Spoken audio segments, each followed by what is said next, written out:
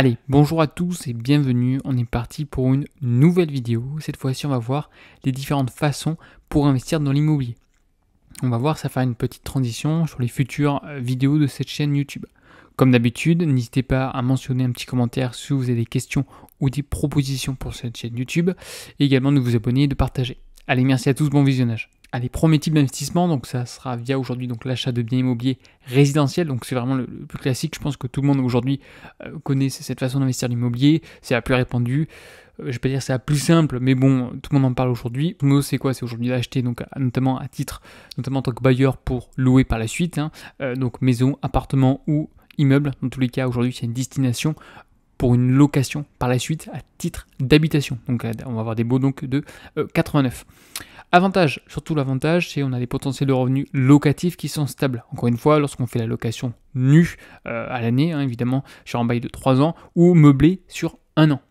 On va voir également l'appréciation. A priori, jusqu'à présent, on a une appréciation notamment de la valeur vénale du bien, et également on a un effet levier en empruntant la banque. Donc ça, c'est un gros point positif. Également, un autre avantage, on a aujourd'hui une demande qui est très importante, notamment dans les grandes métropoles. On n'est pas team cachot dans les petits villages de Cambrousse, mais je vous dis, la plupart des grandes villes aujourd'hui, on a une demande qui est excédentaire par rapport à la demande. Inconvénient aujourd'hui, donc c'est la gestion locative. Évidemment, on est, comme j'ai mentionné, sur des baux 89, avec des décrets dans tous les sens, avec des permis loués dans les zones tendues, avec aujourd'hui des loyers plafonnés, enfin énormément de contraintes pour le propriétaire, une taxe foncière qui augmente, par conséquent, pas mal d'inconvénients à ce jour. Donc, niveau rendement, pas très intéressant. Encore une fois, rendement par rapport à quoi? Si on fait un rendement par rapport aux capitaux employés, on a quand même des rendements qui sont, je rappelle, on a quand même un effet levier, contrairement à d'autres investissements. On a également un coût d'entretien qui est important. On va voir également les DPE aujourd'hui, donc avec les DPE énergivores, donc F ou J, on va entretenir également le bien. La plupart des gros travaux, évidemment, c'est pour le propriétaire, et ce qui me semble également normal. On a un risque de vacances locatives, je vais vous dire, selon moi, qui est présent, mais qui est modéré. On a plutôt aujourd'hui un risque d'impayé, ça représente, c'est inférieur à 5%, mais en tout cas, lorsqu'on a un impayé, si on choisit la procédure, il y en a quand même pour plusieurs années, avec notamment aujourd'hui les traites hivernales et compagnie, donc ça c'est contraignant. C'est un des risques. Évidemment, on peut pallier ces risques via aujourd'hui, donc comme je l'ai mentionné sur les diverses vidéos sur les locations, je vous le mettrai donc en haut à droite. On peut aujourd'hui souscrire à des GLI, par exemple, des garanties loyer impayé. On a la Visal, on a le FAST pour les intérimaires. Donc voilà, donc il y a quand même pas mal de solutions. Et également, autre point, c'est les taux. Lorsque les taux augmentent comme aujourd'hui, c'est compliqué aujourd'hui de se faire financer et d'enchaîner, comme certains mentionnaient, ça reste quand même compliqué. Alors à ce jour, c'est vrai qu'on me demande pas mal de vidéos également sur donc l'immobilier classique, résidentiel. À ce jour, je pense que je le ferai également plus tard. Là, j'ai rien de particulier. Je vais pas vous faire une petite vidéo tuto. Là, par exemple, cet été, là, j'ai quelques turnovers au niveau de mes locations. Donc, c'est les peintures, le kleps qui a bouffé un coin de porte, donc on change la porte. Également, refaire les joints, ainsi de suite. Donc, c'est des petites bricoles. Je trouve ça pas très intéressant à partager. Tout ce qui est également pour trouver un locataire, j'ai déjà fait 2 vidéos à ce sujet. Donc, s'il y en a qui ont des questions sur cette thématique, surtout, n'hésitez pas. Autre point aujourd'hui, donc, c'est l'investissement dans l'immobilier tertiaire. Donc, j'ai commencé brièvement à en parler. C'est une classe active qui me semble intéressante. On va voir pourquoi, parce qu'il y a des particularités, qui est un peu moins connue, mais je pense qu'il va se développer au cours du temps. C'est une classe qui se développe, en tout cas en France. Donc, en quoi ça consiste? Donc, on va justement acheter notamment des bureaux. Donc, c'est plutôt l'immobilier d'entreprise tertiaire, donc bureaux, des locaux commerciaux, des entrepôts, des immeubles notamment industriels, etc., etc. L'avantage, c'est qu'on va être sur des baux commerciaux ou sur des baux professionnels qui sont généralement, premièrement, plus longs. On a la possibilité également de signer, donc on appelle ça des baux fermes dans le jargon, c'est-à-dire que le locataire est engagé sur une certaine période. Voilà, des baux fermes de 6 ans, par exemple le bail commercial, on l'appelle 3-6-9, mais c'est 9 ans au minimum, sinon c'est pas un bail commercial. Donc on est quand même sur des durées relativement longues. Par conséquent, si évidemment on a choisi un locataire solvable, on sait que tous les mois on va gagner tant d'argent. Il y a une certaine anticipation. Contrairement aujourd'hui sur un bail meublé par contre de 1 an avec un préavis d'un mois. C'est quand même plus complexe. C'est ce qu'aujourd'hui, la plupart aujourd'hui, donc des SCPI, des foncières, partent sur des baux commerciaux pour cette raison. Parce qu'aujourd'hui, on va pouvoir anticiper les flux de trésorerie. On a également des loyers qui sont généralement plus élevés. Pourquoi? Parce qu'on n'a pas de permis loué, on n'a pas de contraintes des réels plafonnés en cas d'inflation. Là, on va être sur l'ILAT, sur l'indice des loyers notamment tertiaires, après des locaux commerciaux, donc l'ILC, et pourquoi pas l'ICC, par exemple si on fait sur un bail code civil, puis sur du parking, par exemple. On a également donc moins aujourd'hui de gestion quotidienne. On n'a pas l'ampoule, on n'a pas la petite souris, on a beaucoup moins de choses, de petites bricoles, j'ai envie de vous dire.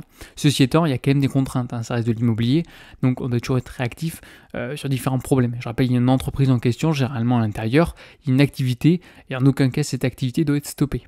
En revanche, sur les baux en question, c'est plus avantageux pour le propriétaire. On va pouvoir récupérer la taxe foncière et mettre différentes clauses. Okay, donc les baux aujourd'hui donc commerciaux, baux également professionnels sont beaucoup plus avantageux que les baux donc d'habitation. L'habitation, on est vraiment là pour protéger, encadrer le locataire. Si on le compare aujourd'hui à d'autres pays, voilà, c'est une exception un petit peu à la française. Pareil pour squatter ou même pour casser, je viens de vous dire, des baux commerciaux, là c'est beaucoup plus complexe. Par contre, si on a un problème aujourd'hui d'impayé, si aujourd'hui on a bien anticipé sur les baux commerciaux, bon, c'est relativement rare et généralement on récupère sa mise. Au niveau des inconvénients, donc premièrement, ça va être le coût d'entrée qui est généralement plus élevé. Alors, je vous ai mis une petite image, bon, des locaux commerciaux, il y a des prix élevés, mais il y a des prix qui restent également cohérents. Le plus important, c'est être l'emplacement aujourd'hui. On va parler d'emplacement numéro 1, numéro 2, numéro 1 bis, 2 bis, etc. L'emplacement est clé, surtout sur notamment les commerces de proximité. Autre point, c'est surtout lié à la dépendance, donc la santé économique, notamment des entreprises. Comme je l'ai mentionné, donc le résidentiel, peu importe, faudra toujours loger des personnes. Par contre, demain, il y a une crise, il n'y a plus de commerce, bon ben voilà, il faudra payer quand même la banque. Donc il y a quand même une prise supplémentaire. Il y a peut-être un rendement qui est plus intéressant, je parle bien d'un rendement, rentabilité à voir. Comme je l'ai mentionné aujourd'hui, sur de l'habitation, généralement jusqu'à présent, les propriétaires, les bailleurs ont gagné de l'argent, non pas via le rendement des loyers, comme je l'ai mentionné sur une autre vidéo, je vous mettrai en haut à droite, via les différentes courbes, on a vu que les loyers n'ont jamais trop pris de valeur, mais surtout via l'appréciation du bien, c'est-à-dire la valeur vénale du bien. Sur les locaux commerciaux, sur les bureaux, généralement c'est sur le rendement. Il y a une appréciation qui est moins importante, mais le rendement est beaucoup plus important. Et autre point également, ça va être surtout la complexité des baux, donc il faut être accompagné, enfin du moins je vous le conseille, il ne faut pas sous-payer, comme je le mentionnais, on est sur des longues périodes. Donc essayez aujourd'hui d'être entouré par des professionnels, notamment via des avocats justement qui sont dédiés sur les baux commerciaux. On va voir également une autre classe d'actifs, celle qu'on va parler également sur cette chaîne, je viens de vous dire, qui est abordable et qui est accessible à tout le monde. Voilà pourquoi je vais en parler. En aucun cas je suis un expert des rates en question, on verra ça par la suite. Mais c'est intéressant pour se diversifier. Donc j'en dis pas plus, je vais faire plusieurs vidéos sur ce sujet. Et puis alors, début septembre, je vais passer à l'action. Donc qu'est-ce que c'est donc l'investissement dans les REIT? C'est Real Estate Investment Trust, c'est-à-dire ce sont des sociétés d'investissement cotées en bourse, des sociétés d'investissement immobilier. Donc on va en fait acheter des actions, donc des titres de sociétés d'investissement cotées en bourse. L'avantage, c'est la liquidité, c'est 3 clics, notamment également pour acheter ces parts de sociétés, contrairement à des SCPI, par exemple, bon, mais ça coûte quelques centimes en fonction du broker, mais je vous expliquerai ça prochainement. On a également une diversification. On va pouvoir se diversifier d'une part sur la zone géographique, notamment par exemple sur un autre marché tel que les États-Unis. Si on pense que par exemple aujourd'hui donc l'immobilier donc en Europe, en France est stable, très bien, mais on a une dette qui est importante, on souhaite éventuellement se protéger et diversifier aujourd'hui son patrimoine, bon, on peut investir aujourd'hui dans l'immobilier. Aux États-Unis, on peut également investir, je sais pas, par exemple en Australie. On va pouvoir également investir sur différentes classes actives qu'aujourd'hui un particulier ne peut pas investir. Par exemple, je sais pas, les centres commerciaux. On va pouvoir également investir sur les data centers, par exemple, ou sur la logistique, sur les gros entrepôts. C'est une possibilité. On va également avoir des revenus sous forme de dividendes, en fonction des foncières, ça peut être tous les mois, ok. On peut être également soumis sur une autre devise, ça peut être intéressant, sur le dollar qui est quand même un peu plus costaud que l'euro. Ces entreprises aujourd'hui sont gérées par des professionnels, on a des asset managers, on a des fonds managers, on a des property managers, bon voilà, on a quand même aujourd'hui a priori des gens calibrés, bon, bien sûr, comme dans tout métier, il y a des bons et des mauvais, mais on a quand même aujourd'hui, on est quand même des professionnels qui ont fait quand même un certain niveau d'études et qui connaissent la chose en question.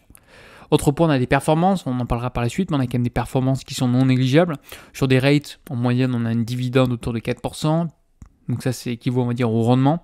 Et au niveau de la rentabilité, ça va dépendre ou non si on va vendre par la suite nos titres, mais on a une appréciation du cours de bourse, c'est la partie supplémentaire, pareil, aux alentours de 4 à 5% en fonction des années, donc ça fait une performance en général compris entre 8 à 10%. Okay, donc ça reste quand même intéressant.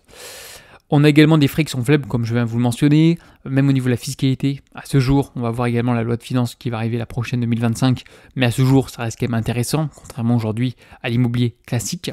La diversification, j'en ai parlé, la fiscalité, je viens d'en finir.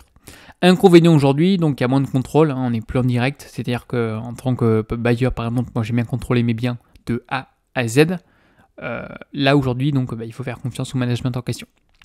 Donc il faut faire attention à ces fluctuations de marché et avoir le bon comportement adapté. Généralement, quand un crack, c'est le moment d'acheter. Ça repartira, ça repart, ça fait des années, il y aura des crises, il y en aura encore. C'est dans les points bas qu'il faut acheter. Par contre, lorsqu'on arrive sur des niveaux qui sont hauts, il ne faut pas hésiter des fois de faire un arbitrage. On en parlera ça par la suite. On va également avoir le crowdfunding donc immobilier. Qu'est-ce que c'est? C'est le fait d'investir dans des projets immobiliers via des plateformes. Donc pareil, je ferai des vidéos dans lesquelles je rentre un peu plus dans le détail, donc n'hésitez pas à mentionner lesquelles vous préférez en amont. Et le fait d'investir via ces différentes plateformes, on va pouvoir aujourd'hui investir et regrouper donc des fonds dans plusieurs types d'investissements. L'avantage aujourd'hui, c'est qu'on a accès à des projets immobiliers avec des montants d'investissement qui sont relativement faibles. Un petit peu comme en bourse, on peut investir 20-30 euros, c'est tout à fait possible. Là, c'est à peu près la même chose, peut-être un ticket, peut-être à 100 euros, mais c'est tout à fait possible. Également une possibilité de choisir des projets spécifiques. L'inconvénient, on a un risque quand même qui est élevé aujourd'hui. Moi, je trouve, je manque d'informations sur la plupart des plateformes, je manque d'informations sur le projet en question. La personne ou la société aujourd'hui, donc la personne morale, elle vient de se créer depuis quand, qu'est-ce qu'elle a fait, son historique. Moi, j'ai besoin d'avoir de la matière en question, de l'analyse, on va dire, on appelle ça plutôt fondamentale, quantitative, pour analyser mon risque. On a également une liquidité qui est limitée. Bon, ça, généralement, quand on s'engage sur l'investissement, on est plutôt sur du long terme. Donc bon, moi honnêtement, ça ne me choque pas plus que ça. Mais si on a besoin aujourd'hui de cette liquidité, il faut attendre que le projet aboutisse. Et également une dépendance à la réussite du projet. Encore une fois, on est maître de rien. Ça dépend de la personne dans laquelle on a mis, entre guillemets, ses billets. Donc c'est bien de connaître la personne en question. Donc voici grosso modo le schéma. Aujourd'hui, donc le petit investisseur lambda, il va investir dans une société de crowdfunding immobilier. Celle-ci va souscrire notamment des obligations pour un professionnel de l'immobilier, mais encore, je vais vous dire, ça dépend, pas tous. Et après, on a un remboursement du capital quand ça se passe bien, plus les intérêts, et après, hop, ça repart au niveau des investisseurs. Donc, a priori, on avait quand même un taux de réussite qui était relativement important. À ce jour, ça va un peu moins bien, ça dépend encore une fois des types de projets. On en parlera plus tard avec différentes plateformes qui aujourd'hui suivent le taux d'échec et le taux de réussite. Maintenant, on va passer au SCPI. Donc, pareil, ça prend un peu plus de la cote, évidemment. Ce sont les sociétés civiles de placement immobilier. Investir, il y a de I, excusez-moi pour la petite faute. Donc on va investir dans des sociétés notamment qui gèrent un portefeuille de biens immobiliers, donc locatifs, et qui vont justement redistribuer une petite part de loyer aux investisseurs. Une petite part. Donc c'est sous forme de rendement. Ça va dépendre également de la fréquence. On est aux alentours à peu près, j'aurais dit, de 5%. Alors, il y en a qui sortent du jeu, qui sont peut-être à 7-8, mais généralement, ce sont des SCPI qui viennent tout juste de se créer. Donc, pour sortir du lot, évidemment qu'il faut taper la performance. L'avantage, c'est qu'on a des revenus réguliers. On a également une diversification. Alors, ça dépend de diversification. Généralement, les SCPI, c'est en Europe. On n'a pas des SCPI qui sont à l'étranger, qui sont aux États-Unis, qui sont en Amérique du Sud, qui sont en Australie. On reste en Europe. Par contre, on est sur plusieurs classes d'actifs, comme du bureau, des entrepôts, des data centers, de l'habitation, pourquoi pas. On a également des SCPI, on verra fiscal, enfin différents types de SCPI. On a également donc une gestion qui est déléguée. Encore une fois, aujourd'hui l'épargnant il est juste ici, il va investir dans une SCPI, donc là qui représente on va dire le petit panier où il y a l'ensemble des actifs immobiliers. Et après on a une société tiers qui va gérer, on va dire, cette société-là qui regroupe l'ensemble des actifs immobiliers. On a vu tout à l'heure le cas des REITs. REITs, c'est hop, tout est dans le même panier. C'est-à-dire on investit dans les collaborateurs, dans l'entreprise en question. Vraiment, on investit dans le projet lui-même, dans l'ensemble. Là, c'est le regroupement. C'est-à-dire qu'aujourd'hui, on peut très bien investir dans une SCPI et la société de gestion peut peut-être partir ou être changée au cours du temps. Mais nous, on investit vraiment que sur les actifs immobiliers. Moi, ce qui me dérange, entre guillemets, sur les SCPI, c'est d'une part la société de gestion. Je ne vais pas dire elle fait ce qu'elle veut, non, parce qu'on a quand même un contrôle de l'AMF, etc. Mais les frais sont relativement importants aujourd'hui. C'est-à-dire que l'épargnant, tant qu'il touche les 4-5%, bon, ça va. Mais on a des frais qui sont extrêmement importants, contrairement aujourd'hui aux rates, par exemple. L'inconvénient, ce que je vais vous mentionner, est également le manque de liquidité qui est limité. C'est-à-dire aujourd'hui, je mettrai peut-être en insertion les fameuses news, mais si aujourd'hui il n'y a personne qui veut rentrer, c'est compliqué de ressortir. Alors évidemment qu'on est sur un investissement long terme, c'est de l'immobilier, mais si au bout de 10 ans on souhaite ressortir mais que tout le monde sort en même temps, ça va être compliqué. Alors l'avantage, c'est qu'on peut mettre ça également sur un PER, sur également une assurance vie. C'est également le cas des REITs. Mais sur du très long terme, on est moins performant, je vous dis, que sur des foncières cotées. On est moins performant. Par contre, on ne subit pas les aléas en bourse. Donc c'est à vous de voir, ça dépend également de votre aversion au risque, on en parlera également plus tard. Alors maintenant, immobilier locatif saisonnier, ça évidemment, on a parlé, beaucoup de gourous, on en parlait comme la solution miracle pour investir l'immobilier, pour se faire du cash flow dans tous les sens. Je vous mettrai également en insertion la fiscalité qui a changé. Qu'est-ce que c'est? C'est tout simplement donc acheter un bien immobilier qui a pour but à la fin de le louer sur du court terme via diverses plateformes comme la plus connue, Airbnb. Avantage, donc potentiel, ça c'est important de le mentionner, potentiel revenu locatif élevé si on n'a pas de vacances locatives, donc attention. On a également une flexibilité dans l'utilisation personnelle du bien. N'oubliez pas également votre résidence principale. Je connais plusieurs personnes qui souhaitent partir en vacances, et bien l'été ils en profitent pour la louer par la suite. Comme ça fait un petit revenu supplémentaire. Au niveau des inconvénients, on a une gestion intensive qui est relativement importante. Alors, si on souhaite la déléguer, pourquoi pas? Encore une fois, faut trouver quand même des gens performants, notamment une conciergerie adaptée. Évidemment que vous allez perdre d'un côté sur votre fameux rendement, parce que tout travail mérite salaire. On a également une réglementation qui est de plus en plus importante, dont l'objectif promet aujourd'hui, c'est quand même de loger des personnes. Donc attention à la réglementation. Et également à la variabilité, notamment des revenus. Parce qu'on a une concurrence qui augmente. On a vu que c'était la solution miracle. Évidemment, lorsque tout le monde en parle, c'est pas dire que c'est la fin, mais c'est compliqué de se positionner. Donc attention également à la variabilité des revenus. On va parler également d'un autre moyen pour investir l'immobilier, pareil, qui est assez revendiqué, qui est un petit peu, on va dire, la méthode magique aussi, c'est l'achat-revente, c'est, on va dire, le marchand de biens, le flipping, comme on dit un petit peu en anglais. C'est le fait d'acheter donc des biens immobiliers, pareil, mais à rénover pour le revendre rapidement. Encore une fois, rapidement, à prendre entre guillemets un prix supérieur. Et vous faites une marge entre les travaux que vous avez fait et le prix de revente. Petit schéma très simple, un truc qui est un peu pourri, on rénove et on revend plus cher. Avantage, potentiel profit rapide. Alors, juste avant, cette méthode de marchand de biens, encore une fois, c'est mon point de vue. Pour moi, il faut faire avant 10 ans de locatif. Voilà. Il faut quand même avoir un peu de background, un peu d'expérience, parce que les erreurs, ça va très vite. Il faut avoir également une équipe, mais bien accompagnée, d'artisans de qualité, ne pas se faire avoir avec des devis surdimensionnés. Donc il faut quand même avoir des petites connaissances, à savoir, tiens, il y en a pour combien de temps pour faire tout ça, le prix du mètre carré, il y en a pour combien exactement, être accompagné, avoir vraiment une petite team, encore une fois, c'est le plus important. Et également pour les affaires, il faut quand même trouver des biens entre guillemets intéressants avec des prix, on sait qu'on peut se faire une marge, même si une erreur, on calcule un petit peu notre marge, et également selon moi investir dans le marchand de biens lorsque le marché est plutôt liquide, lorsqu'on a des taux qui sont relativement importants, attention également.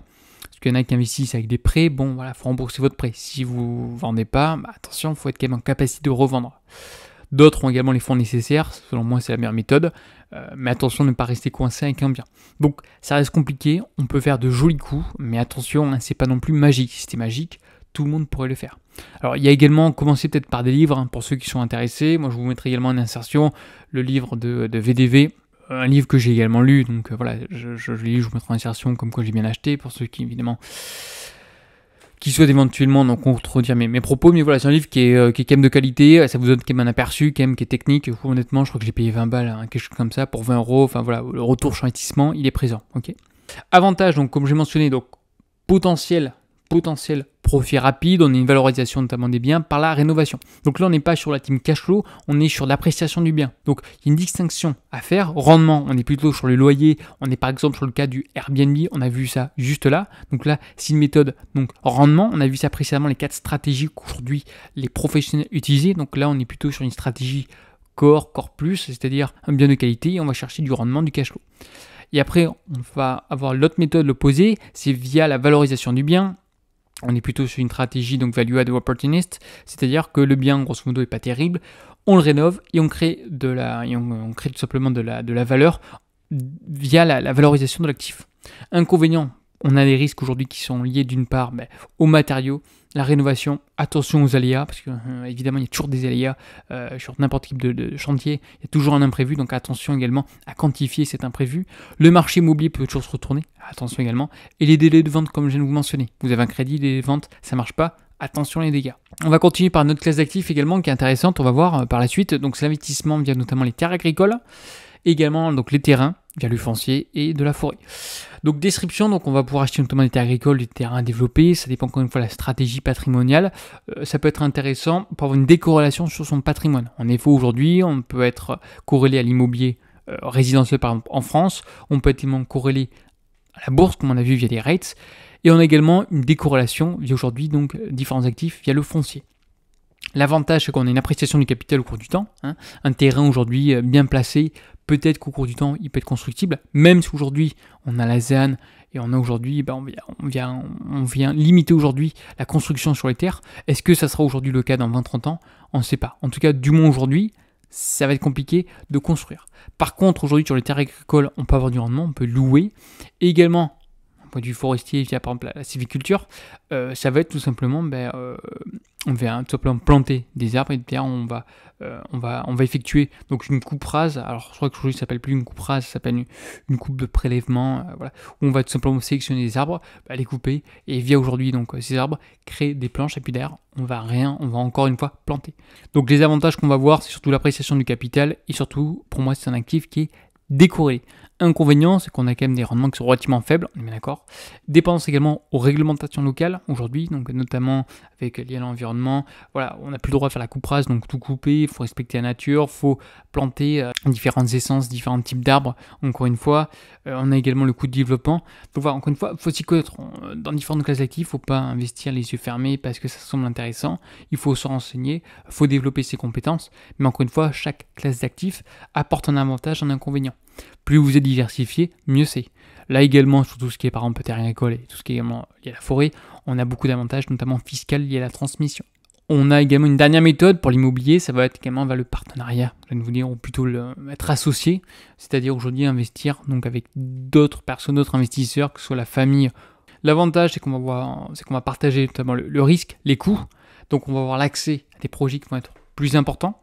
Inconvénient, complexité des accords, alors ça attention, ne vous associez pas avec n'importe qui, les conséquences peuvent être importantes. Potentiellement, on peut arriver à des désaccords entre également deux partenariats, entre deux partenaires. Faites attention, ça peut être intéressant, la famille pourquoi pas, on peut créer des SCI, donc AIS, AIR, des SARL pourquoi pas, je trouve ça encore mieux, je viens de vous dire. Ça peut être intéressant également pour augmenter plus rapidement votre patrimoine. Chacun a son petit rôle de prédilection, une personne qui est plutôt dans la compta, la personne qui est plutôt compétente, notamment pour le suivi des chantiers, des travaux. Ça peut être complémentaire, ça peut être intéressant, mais attention, n'allez pas vous associer avec n'importe qui. Allez, la vidéo touche à sa fin. En tout cas, merci d'avoir visionné. Je vous dis à une prochaine vidéo. Donc, bon courage pour tout le monde. Pour ceux qui sont en vacances, profitez bien. Et je vous dis à une prochaine vidéo. Allez, bye bye.